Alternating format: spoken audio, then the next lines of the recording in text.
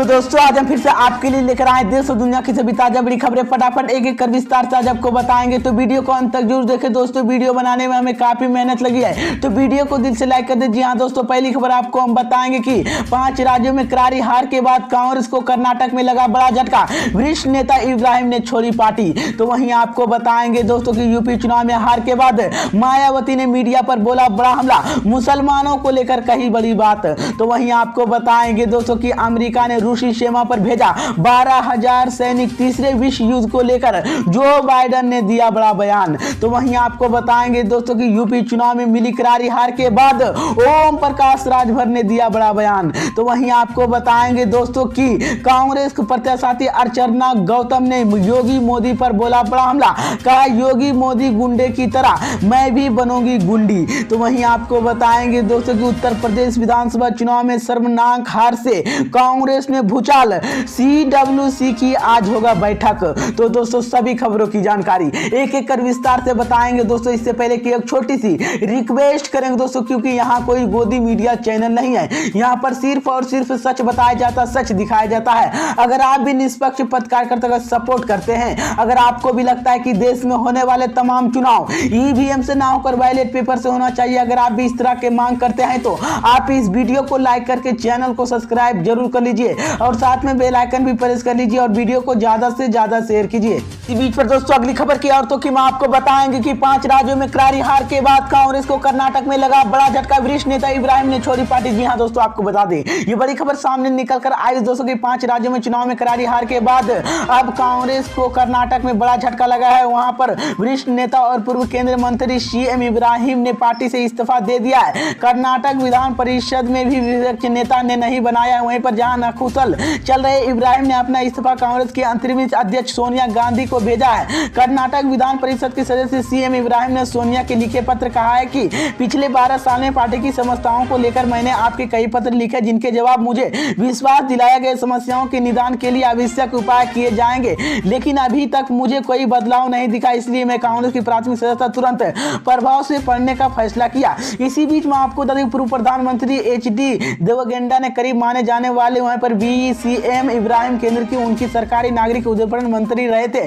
2008 में उन्होंने सिद्धरामैया के साथ JDM छोड़कर कांग्रेस की ज्वाइन कर ली थी, लेकिन पिछले कुछ समय में कांग्रेस और सिद्धरामैया के नाखुश है। इसी बीच आपको बता दें कर्नाटक विधान परिषद के खाली हुई नेता विपक्ष पद पर उन्होंने बिठाया गया। इसी बीच में आपको अब सोनिया गांधी के भेजे इस्तीफे की CM इब्राहिम ने कर्नाटक विधान परिषद में नेता विपक्ष बनाए जाने की मुद्दा उठाया। उन्होंने लिखा है कि कर्नाटक विधान परिषद के नेता विपक्ष चयन करने के लिए अगर चुनाव कराते जाते तो पार्टी के सभी से राय लेनी चाहिए। इसी बीच तो ये बड़ी अपडेट आई दोस्तों की मैं आपको बता दी अब 5 राज्यों में करारी हार के बाद कांग्रेस को कर्नाटक में बड़ा झटका लगा और वरिष्ठ नेता इब्राहिम ने अपनी पार्टी से इस्तीफा दे दिया है। इसी बीच पर दोस्तों अगली खबर की औरतों की मां आपको बताएंगे कि यूपी चुनाव में हार के बाद मायावती ने मीडिया पर बोला बड़ा हमला, मुसलमानों को लेकर कही बड़ी बात। जी हां दोस्तों, आपको बता दें ये बड़ी खबर सामने निकल कर आई दोस्तों की उत्तर प्रदेश विधानसभा चुनाव में बसपा महाज की एक सी भी सिमट कर रह गई। इसी करारी हार के बाद अब मायावती ने पार्टी प्रवक्ताओं और मीडिया में खासा नाराज नजर आई है। इस हार के बाद मायावती ने ट्वीट कर कहा कि यूपी विधानसभा चुनाव में अचानक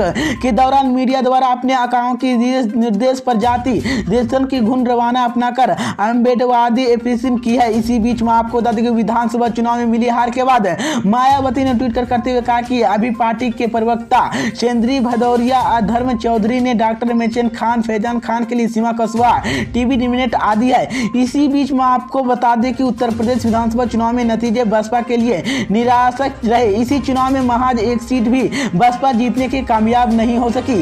इसी बीच एक सीट बलिया जिले की रसाड़ा विधानसभा क्षेत्र की, जिस पर उनका संकरण से जीत मिली, पेश हुआ।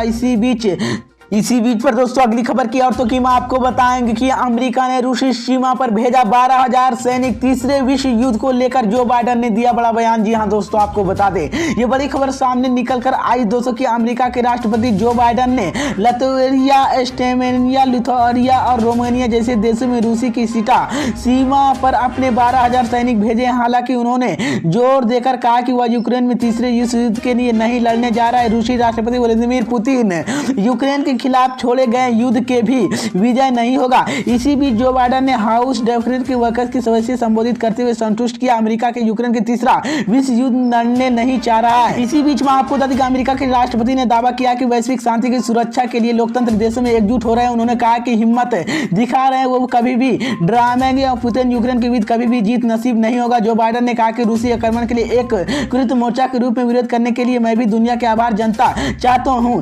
इसी बीच तो ये बड़ी अपडेट आई दोस्तों कि मैं आपको बता दें कि अमेरिका ने रूसी सीमा पर सटे 12,000 सैनिकों के तीसरे विश्व युद्ध लेकर जो बाइडेन ने भी बड़ा बयान दिया है। इसी बीच पर दोस्तों अगली खबर की और तो कि मैं आपको बताएंगे कि यूपी चुनाव में मिली करारी हार के बाद ओम प्रकाश राजभर ने दिया बड़ा बयान। जी हां दोस्तों आपको बता दें ये बड़ी खबर सामने निकल कर आई दोस्तों कि उत्तर प्रदेश विधानसभा चुनाव में समाजवादी पार्टी के साथ मिलकर लड़ रहे सुशील देव भारतीय समाजवादी पार्टी के अध्यक्ष ओम प्रकाश राजभर ने बड़ा बयान दिया। उन्होंने कहा कि उन्होंने पहले चरण में ही पता चल गया था कि उनकी पार्टी हारने वाली है। सपा सहयोगी सुपा बसपा अध्यक्ष ओम प्रकाश राजभर ने कहना है कि हम जनता के सही मुद्दे समझाने के लिए सफल नहीं हो पाए जिसकी वजह से हार हुई। उन्होंने कहा कि जनता के लिए फ्री स्वास्थ्य और फ्री शिक्षा के मुद्दे समझ नहीं आया लेकिन फ्री राशन जनता के विश्वास कर लिया। राजभर ने कहा कि पहले फेज के मतदान के बाद जनता की मूड समझ में आ गया था कि लेकिन चूंकि चुनाव की हो रहा था इसलिए मैं बयानों पर इसके जाहिर नहीं करना चाहते थे। इसी बीच में आपको बता दें ओम प्रकाश राजभर ने कहा कि बलिया मऊ आजमगढ़ गाजीपुर और अंबेडकर नगर में मेरे प्रभाव वाले क्षेत्र में जहां गठबंधन ने बेहतर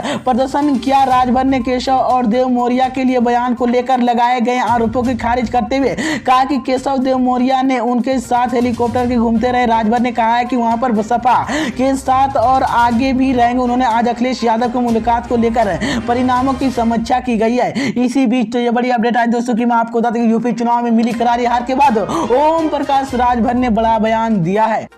इसी बीच पर दोस्तों अगली खबर की और तो कि मैं आपको बताएंगे कि कांग्रेस प्रत्याशी अर्चना गौतम ने योगी मोदी पर बोला बड़ा हमला। कहा योगी मोदी गुंडे की तरह मैं भी बनूंगी गुंडी। जी हां दोस्तों आपको बता दें ये बड़ी खबर सामने निकल कर आई दोस्तों कि हसीनापुर विधानसभा से कांग्रेस प्रत्याशी अर्चना गौतम ने फेसबुक लाइव पर आकर कई विवादित बयान दिए। उन्होंने कहा कि विधानसभा में लोग कहते हैं कि ये कैसी लड़की दरोगा यहाँ पर आने काम कराएगी। अर्चना गौतम ने कहा कि अब मैं गुंडी बनूंगी जिससे विधानसभा में रहकर काम करा सके। इसी बीच में आपको बता दें कि अर्चना गौतम ने फेसबुक लाइव आकर मुझे विधानसभा लोग कहते हैं कि ये कैसा लड़की है जो अन्य काम कराएगी, मैं भी अब मैं गुंडी बनूंगी जिससे विधानसभा में रहकर लोगों की काम करा सकूं जैसे अन्य सांसद मोदी योगी भी गुंडे की तरह मैं काम करती हूं। इसी बीच पर दोस्तों अगली खबर की और तो कि मैं आपको बताएंगे कि उत्तर प्रदेश विधानसभा चुनाव में शर्मनाक हार से कांग्रेस में भूचाल। WCW की आज होगा बैठक। जी हां दोस्तों आपको बता दें ये बड़ी खबर सामने निकल कर आई दोस्तों की पांचों विधानसभा चुनाव में करारी हार को लेकर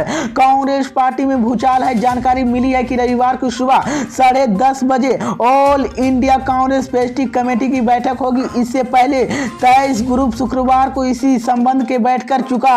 वहीं पर कांग्रेस के अंतुष खेमे में एक बार फिर से कांग्रेस पार्टी के पूर्व क्लिप अध्यक्ष की मांग उठाई। इसी बीच में आपको यूपी उत्तराखंड पंजाब गोवा और मणिपुर विधानसभा चुनाव में कांग्रेस की करारी हार मिली। पंजाब विधानसभा चुनाव में कांग्रेस की अपनी सत्ता गवा दी और बाकी राज्यों में सरकार बनना दूर जीतने वाली पार्टी की टक्कर देने में विफल रही है। इसी बीच जानकारी मिली कि शर्मनाक हार पर मंथन के लिए कांग्रेस पार्टी के दिग्गज रविवार सुबह 10:30 बजे बैठक करेंगे जिसमें आगे राजनीति पर विचार किया जाएगा। इसी बीच उत्तर प्रदेश विधानसभा चुनाव में कांग्रेस की ओर से प्रियंका गांधी ने कमाल संभाली। उन्होंने लड़की हूं लड़ सकती हूं को लेकर चुनाव में तफकट उम्मीद की थी लेकिन कांग्रेस की मुद्दा कहीं नहीं टिका। एक बार फिर से शर्मनाक प्रदर्शन के चलते कांग्रेस में एक बार फिर से 2 फसील वोट मिले और वहां पर 403 सीटों में सिर्फ 2 सीट जीत पाई कांग्रेस।